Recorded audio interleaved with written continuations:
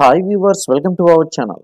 ప్రస్తుతం రవితేజ నటించిన మిస్టర్ బచ్చన్కి సంబంధించిన మూవీ ఇప్పుడు బాక్స్ ఆఫీస్ వద్ద ఎంత వసూలు చేస్తుందని అభిమానులంతా కూడా ఎదురు చూస్తున్నారు. ఎందుకంటే గత సినిమాలతో పోలిస్తే ఇప్పుడు ఈ సినిమా కాస్త కూస్త బెటర్ ఉందని టాక్ అయితే వచ్చింది.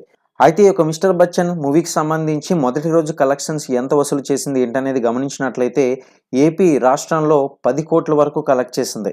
అయితే భారీ బడ్జెట్తో రూపొందలేదు కాబట్టి మరి ఈ మాత్రం కలెక్షన్స్ అయితే ఎక్స్పెక్ట్ చేయొచ్చు. ఇక తెలంగాణలో చూసుకున్నట్లయితే 15 కోట్ల వరకు కలెక్ట్ చేసింది ఈ సినిమా.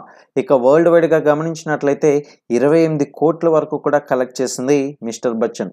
అయితే ఈ సినిమాకి సంబంధించి ముఖ్యంగా చూసుకున్నట్లయితే మాస్ మహారాజా రవితేజ మాస్ యాంగిల్ అనే చెప్పుకోవాలి.